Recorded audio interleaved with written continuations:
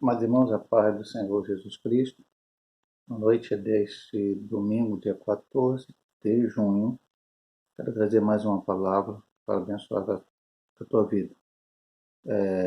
Nesta noite, a igreja a qual pastoreio em Duque de Caxias, no Jacatirão, e a congregação de Santa Marta, estaremos retornando a nos reunir aos domingos à noite para oração. No caso hoje específico, como é o primeiro domingo que nós estamos reunindo no mês de junho, será a ceia na igreja de Caxias. Nós estaremos ali orando e pedindo orientação a Deus até que possamos voltar ao normal, né? O povo aí está chamando de novo normal, mas um normal que a gente espera voltar, de poder estar reunido também no dia de semana, na escola bíblica dominical, em outras atividades, pregando a palavra de Deus. Mas por enquanto, aos domingos à noite, estaremos em oração pedindo a misericórdia, a bênção de Deus sobre a vida de cada irmão também do nosso país.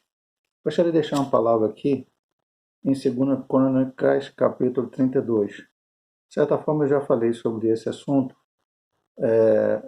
pregando em outro texto, mas vamos falar agora desta vitória do rei Ezequias na versão que está em 2 Crônicas 32. Eu vou ler a partir do verso 1 até o verso 8. Depois destas coisas e dessa fidelidade, veio Senaqueribe, rei da Síria, entrou em Judá e acampou-se contra as cidades fortes e tentou separá-las para si. Vendo, pois, Ezequias que Senaqueribe vinha e que o seu rosto era de guerra contra Jerusalém, teve conselho com seus príncipes e os seus varões para que se tapasse as fontes das águas que havia fora da cidade, e eles o ajudaram. Assim muito povo se ajuntou e tapou todas as fontes, como também o ribeiro que se estendia pelo meio da terra, e disseram: por que viriam os reis da Síria e achariam tantas águas? E ele se fortificou e edificou todo o muro quebrado até as torres, e levantou o outro muro para fora, e fortificou a Milo na cidade de Davi, fez armas e escudos em abundância, e pôs oficiais de guerra sobre o povo, e ajuntou-os a si na praça da porta da cidade, e falou-lhes ao coração, dizendo: esforçai-vos e tende bom ânimo, não temais, nem vos espanteis por causa do rei da Síria, nem por causa de toda a multidão que está com ele, porque há um maior conosco do que com ele. Com ele está o braço de carne, mas conosco o Senhor nosso Deus, para nos ajudar e para guerrear nossas guerras. E o povo descansou nas palavras de Ezequias, rei de Judá. Vamos da outra vez, voltamos a falar, explicando aqui algumas situações. Bom, Ezequias, quem era Ezequias? Um rei da tribo do sul de Judá, do reino do sul de Judá, descendente de Davi. Depois que o reino se dividiu lá atrás com a questão de Roboão, o filho de Salomão, o reino do norte, Israel, reino do norte, e Judá, reino do sul. Duas tribos para os filhos de Davi, Israel ficou com as outras 10 tribos, primeiro Jeroboão, depois outros reis, tanto pecaram que acabaram no cativeiro com o próprio rei da Síria. Não este rei, mas um outro rei anterior que levou aquele povo para cativo. Mas Judá não. Judá normalmente era fiel a Deus. Mas Ezequias é um homem que tem uma vida um pouco diferente. É impressionante, meu amado irmão, como as coisas acontecem. De quando em vez havia reis de Israel, de Judá, que não iam bem. E o pai de Ezequias foi um rei muito ruim. No capítulo 28 da Segunda Crônicas, como há outros relatos também em reis, diz que, por exemplo, no capítulo 28, quando começa: a casa é ímpia e os filhos afligem. Ele foi muito ímpio. Ele fez muitas coisas erradas. Ele fez muitas abominações. E, quando ele morreu, Ezequias reinou no seu lugar. O que Ezequias fez?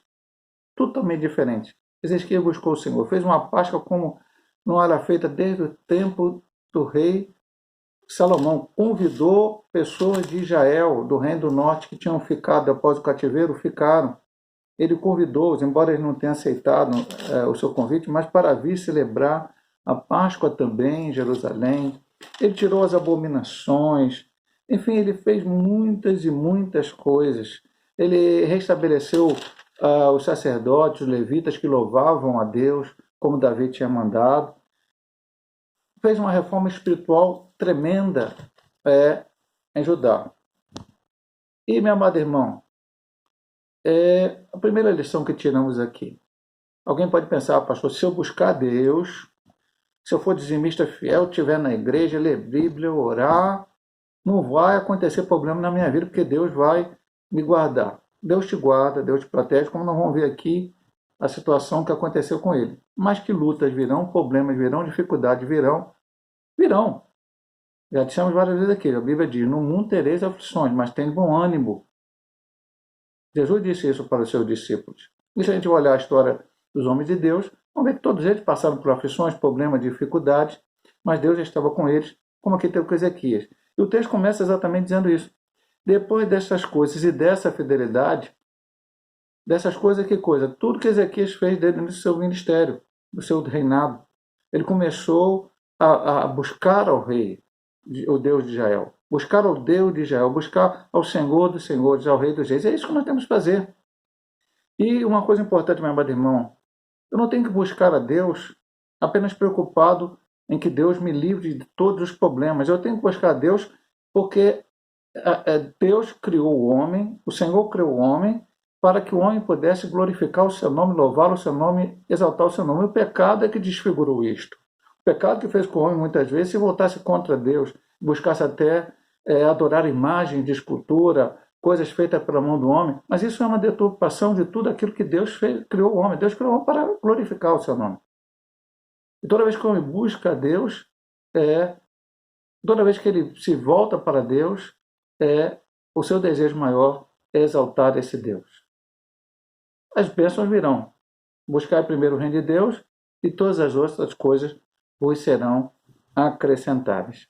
E então diz que depois dessa fidelidade dessas coisas, Senaqueribe, rei da Síria, entrou em Judá e acampou-se contra as cidades fortes e tentou separá-las para si. Como eu acabei de citar no início da pregação, rei, não Senaqueribe, mas reis anteriores da Síria, entraram e derrotaram o reino do norte e levaram eles para o cativeiro, trouxeram outros povos para habitar ali, foi uma confusão tremenda. E era aquele reino, embora não conste entre os maiores reinos, né, antes de Cristo, né, que foi Babilônia, Medo-Persa, Grécia e Roma por final, mas a Síria foi o reino grande antes de Babilônia. Depois ele foi derrotado por Babilônia, mas até aquele momento era o reino daqueles dias, o povo que estava ali dominando, o povo que guerreava. Ele veio com um grande exército. E a verdade é essa. E aí nós vamos ver aqui, meu amado irmão, se nós formos olhar para as circunstâncias apenas com nossos olhos carnais. O rei da Síria tinha muito mais poder bélico, tinha muito mais, talvez até experiência de guerra, do que qualquer outro reino, inclusive Judá. Como reagir a esta situação? Como reagir a uma situação contrária como essa? Depois de um tempo de fidelidade a Deus, de busca a Deus, vamos ver o que aconteceu. E no pôs Ezequias que Senaqueribe vinha e que o seu rosto era de guerra contra Jerusalém. Então ele percebeu que Senaqueribe vinha para guerrear. Você lembra, não estava de brincadeira. Senaqueribe veio para derrotar mesmo. A Bíblia diz que o diabo veio para roubar, matar e destruir, mas o Senhor Jesus Cristo veio para dar vida e vida em abundância. Eu não tenho que brincar com o diabo. A Bíblia diz que eu tenho que conhecer os ardis dele. Mas a Bíblia também diz que eu tenho que me sujeitar a Deus, resistir ao diabo e ele vai fugir, não de mim, mas daquele que está em mim, o nosso Senhor Jesus Cristo. E aí a Bíblia diz que ele teve conselho com os príncipes e com os varões para que tapasse as fontes e as águas que havia fora da cidade, e assim foi. A Bíblia foi dizendo, né, versículo 3 e 4, como fora da cidade ele havia feito os aquedutos para que chegasse água. Jerusalém era um monte, então era um pouco mais difícil a água chegar. Então eles fizeram algumas obras, tinha bastante água. Como o rei viria e eles iam se entrincheirar em Jerusalém, depois nós vamos ver aqui que ele é, fortificou os muros, né, no outro versículo, e aquela água ficasse ali, ele estaria dando uma chance para o inimigo. O que significa para a minha vida? Meu amado irmão, e aí eu falo um conselho espiritual para cada um de nós. Não podemos dar brecha ao inimigo. Não podemos dar brecha, vantagem ao inimigo na luta. A nossa luta é espiritual. Mas a Bíblia fala lá, e já dissemos aqui várias vezes, Efésios capítulo 6, a armadura de Deus. Mas a armadura tem que ser completa. Eu não posso estar calçado com meus pés no Evangelho da Salvação, mas esquecer de usar o capacete da salvação, ou o escudo da fé, ou a espada do Espírito. Tem que ser tudo e no final em oração, como o próprio Ezequias fez aqui também. A minha batalha é espiritual, então eu tenho que estar cercado com tudo aquilo que eu posso.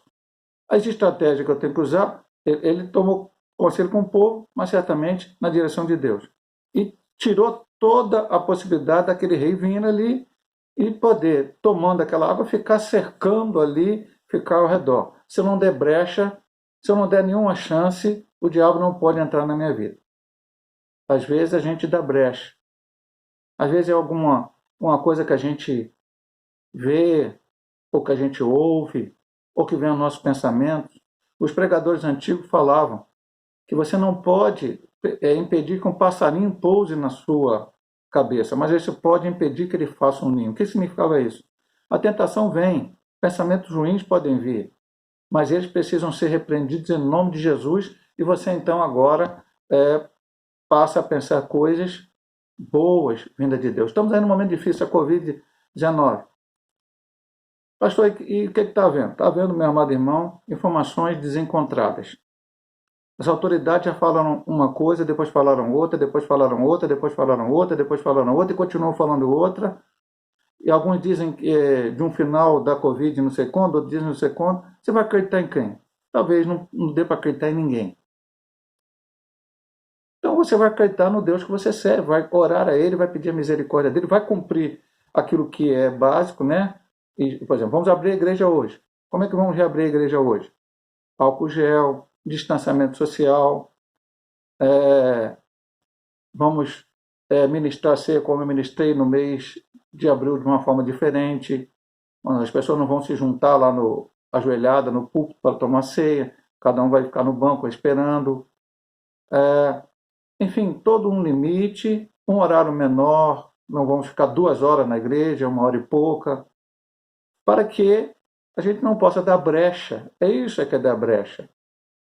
Então você tem que ter o teu cuidado, usando máscara, que é a orientação governamental.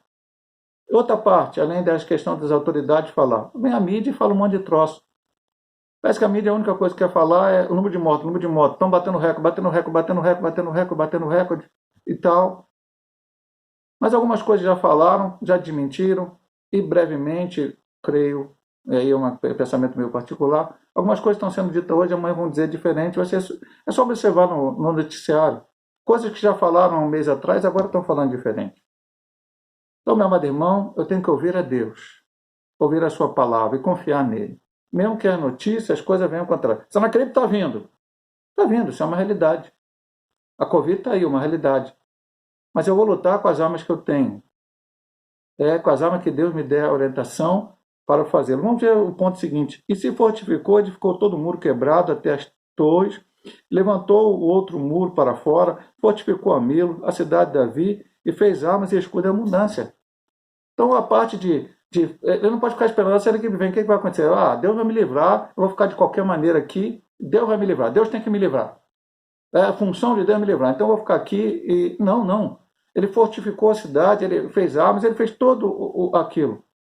Pastor, ao final da história, ele precisou usar isso? Não precisou, meu amado irmão. Mas ele se preparou para tal. Ele se preparou para tal. Nós temos que estar preparados. Preparado espiritualmente, preparado materialmente, e espiritualmente mais forte ainda, para vencer todas as ciladas. O inimigo vai vir com seus ardis, ele vai vir com seus truques, ele vai vir com as suas mentiras. Ele tentou enganar Jesus através da palavra, ele fez 3 citações bíblicas erradas. E como Jesus respondeu para ele? Com 3 citações bíblicas corretas. Então eu tenho que me preparar. Ler a Bíblia, orar, jejuar, fazer tudo aquilo que eu preciso para que eu possa vencer. vencer a doença, vencer o desemprego, vencer as má notícias, vencer a dificuldade do dia a dia, vencer o inimigo que se aproxima, mas nós vamos ver aqui agora alguma coisa que foi dita. Ainda o versículo 6 diz: depois o oficial de guerra sobre o povo juntou assim na praça e falou-lhes ao coração. Ezequias juntou o povo e falou ao seu coração. Que palavras é essa que ele falou ao seu coração, pastor? Esforçado e tem bom ânimo e não temais. Eu me recordo quando o Senhor falou a Josué. Josué tinha uma tarefa muito grande, muito forte, muito difícil. Ele substituiu Moisés. É difícil substituir um homem como Moisés. Um dos principais homens, até hoje, reverenciado em Israel. Um homem que tirou o povo do Egito. O homem que o Deus usou para que as pragas chegassem até o Egito, as 10 pragas. Um homem que liderou o povo para atravessar o Mar Vermelho e liderou o povo 40 anos no deserto. Mas agora é hora de substituir. E Deus chega para ele e fala: tem bom ânimo, não tema, se esforça. Tudo isso que Ezequias falou ao povo, Deus falou diretamente a Josué.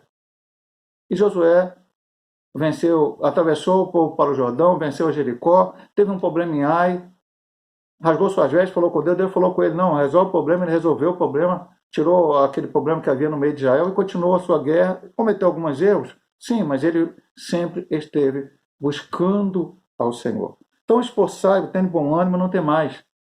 Esse não tem mais é muito importante. Chega a dizer algum estudioso da Bíblia que tem 365 vezes a palavra não tema, não temais, não temeis. Enfim, nesse termos para nós. O que Deus quer falar conosco? Eu não tenho que temer os problemas que estão havendo. Eu tenho que confiar no Deus que eu sigo. E você vai ver as palavras aqui abaixo que foram ditas por ele. Nem vos espanteis por causa do rei da Síria, nem por causa de toda a multidão que está com ele. Porém, há um maior conosco do que com ele. Então eu digo para você hoje, meu amado irmão, não temeis o desemprego, não temeis o problema econômico, não temeis a Covid-19. Maior é o Deus que nós servimos. Ah, pastor, então eu vou relaxar? Já disse que não, meu amado irmão. Não é nada disso. Não relaxar, não fazer as coisas que tem que ser feitas. Você vai fazer a tua parte e Deus vai fazer a dele. Você faz a parte que te compete, Deus faz a dele. O Senhor foi ressuscitar Lázaro. Foi o Senhor que foi lá e tirou a pedra? Foi o Senhor que desatou a Lázaro? Não. O Senhor chegou lá e disse para as pessoas: tira a pedra, tiraram. Aí falou: Lázaro, vem para fora. Lázaro veio. E aí o Senhor falou para ele: agora desatai e deixa-o ir. A parte de Deus ele faz, a minha parte eu tenho que fazer. E a minha parte principal é confiar nesse Deus maravilhoso que ressuscita morto, que cura cego de nascença, que cura paralítico, que cura leproso, que faz o mar abrir, que faz o sol e a lua parar, que multiplica pão e peixe. É um Deus que tem todo o poder, é nele que eu tenho que confiar, acreditar e continuar na minha caminhada. Mas ele não disse só isso. Ele não disse só isso. Só a palavra, porque é um maior conosco que com ele, é importante. Eu me lembro lá do tempo de Eliseu, quando o rei da Síria, aí não é a Síria, Síria, com S, ficou zangado porque achava que alguém estava denunciando, ou contando as coisas dele para o rei de Israel, e alguém disse: não, tem um profeta lá em Israel que o que o senhor pensa no seu quarto, ele sabe lá. E quando Geazi abre de manhã as janelas e olha, tem um exército cercando a cidade onde Eliseu estava. E aí Geazi chama Eliseu e Eliseu fala para ele: olha só, mais é o que está conosco, mais do que estão conosco que estão com ele. E ora, Geazi abre os seus olhos, vê os anjos do Senhor, depois faz outra oração, enfim. E aquele povo é levado a Samaria, depois é libertado, de volta para a Síria. A Bíblia diz que por um tempo a Síria não entrou em Israel. Mas é o que estão conosco. A Bíblia diz que o anjo do Senhor acampa ao seu redor, do que o teme o livra. O Senhor está ao nosso redor. O diabo está ao derredor, tentando tragar, mas o anjo do Senhor está ao redor, nos livrando das astutas ciladas do diabo.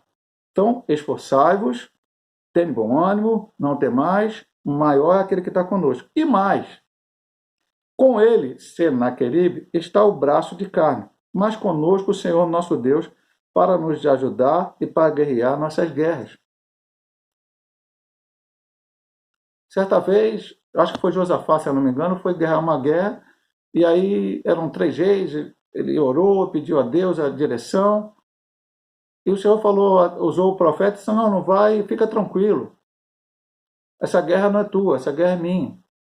E ele ficou tranquilo, ele orou ao Senhor, e quando foi sair para a guerra, não saiu os mais valorosos, mais fortes, os mais guerreiros melhores, saíram levitas na frente louvando, e ele não teve que pegar numa arma e venceu aquela guerra contra aqueles 3 reis. Meu amado irmão, volto a dizer, já disse no início da pregação, vou dizer, nossa luta não é contra a carne, contra o sangue, é contra as principados e potestades, essa luta é espiritual. Eu me coloco na posição que Deus quer que me coloque. Eu busco a Deus, eu oro a Deus, eu confio em Deus. A minha vida está na mão de Deus. E aí a vitória vem. Deus vai me dar a vitória. A guerra é dele, a guerra não é minha. Eu sou pequeno, eu não sou nada. Ele diz mais, ó, e o povo descansou. Ezequiel não foi falar o coração do povo? E o povo descansou nas palavras de Ezequias. Eu parei no 8, mas se eu continuasse, eu já preguei sobre esse texto, já falei essa vitória de Ezequias em outro texto. O rei manda recado, diz que o rei da Síria, que olha só, eu vou vencer, manda carta e tal. A continuação de Crônica diz que tanto Ezequias como Isaías oram, como há o relato também nos outros textos, e o final, aqui no livro de Crônica, não fala, apenas fala de um anjo, mas não fala o número. Mas no outro texto que nós lemos e pregamos, fala: um anjo do Senhor matou 185 mil assírios. O rei da Síria voltou para sua terra. 2 de seus filhos mataram, fugiram, e outro filho dele reinou em seu lugar. O rei que estava dizendo, eu vou te derrotar, tu está derrotado, não adianta, você está confiando em Deus, não vou, eu sou melhor, eu sou grande, eu sou poderoso, eu vou fazer tudo. Mas eles confiaram no Senhor. Não é que o povo confiou em Ezequias, Ezequias confiou no seu exército, no muro que ele fez, na água que ele tirou, ele confiou no Senhor. Ele confiou no Senhor. Com ele está o braço de carne, conosco está o Senhor dos Exércitos. O Senhor dos Exércitos está ao nosso lado, ao meu lado, ao teu lado, para batalhar, para que nós vençamos as batalhas. Continue firme, meu amado irmão. O inimigo está falando só coisa ruim, o inimigo está tentando destruir a tua vida, mas Deus está te dando palavras de vitória. Não temais. Confia somente. Para terminar, eu vou só dizer uma palavra, um texto que eu já preguei aqui. O Jairo foi tentar a cura da sua filha e procurou Jesus. Mas uma mulher com fluxo de sangue interrompeu aquela busca. Jesus parou, curou aquela mulher e ali, aos olhos humanos, perdeu tempo para aquilo que ele estava indo fazer, que era curar a filha de Jairo. E veio a notícia: sua filha está morta. A notícia era: acabou, esquece, não tem mais jeito. E a palavra do Senhor para ele foi: Jairo, não temas e crê somente. O inimigo pode estar com todas as suas armas preparados. Parece que a derrota já está consumada, mas a palavra de Deus na nossa vida é: não temas e crê somente. Deus possa abençoar a tua vida. Eu vou orar mais uma vez por ti nesta noite. Obrigado, Pai eterno, por todas as bênçãos derramadas em nossas vidas, Senhor. Eu te agradeço sempre, Senhor, eu te louvo sempre. Senhor Deus, porque o Senhor, agradeço porque o Senhor operou ali na vida de Ezequias, de Isaías, o profeta, daquele povo, livrou ele do rei da Síria. Isso está registrado para a nossa lição no dia de hoje. Assim como o Senhor deu vitória a tantos outros, Davi, Moisés, Josué, tantos outros, Paulo, Pedro, João, Tiago, todos eles o Senhor deu vitória. E o Senhor ainda hoje continua operando. Sabemos que os problemas são difíceis, não estamos falando aqui, não vamos pregar dizendo que não existe problema, que não existe Covid, que não existe desemprego, que não existe isso, que não existe aquilo. Existe, está aí à nossa frente. Sabemos que existe, mas o Deus que servimos é maior do que todos esses problemas. Nos ajuda a estar confiante em Ti, olhando para o autor e consumador da nossa fé e seguindo, prosseguindo até o dia final. Nos ajuda. Abençoa que estão enfermos, curando, os que estão, Senhor Deus, fracos, né? Estão dominados às vezes pelo temor, mas coloca, Senhor Deus, nos seus corações essa confiança, assim como Ezequias falou aqueles corações, e o povo confiou nas palavras de Ezequias que vinham de Deus. Que o teu povo possa confiar na tua palavra, olhar para o autor e consumador da fé e viver como a palavra que o Senhor disse para Jairo: não temas e crê somente. Possamos continuar essa nossa caminhada, te pedimos em nome de Jesus. Amém. Deus possa abençoar a tua vida, meu amado irmão, minha amada irmã, nesta noite, em nome de Jesus.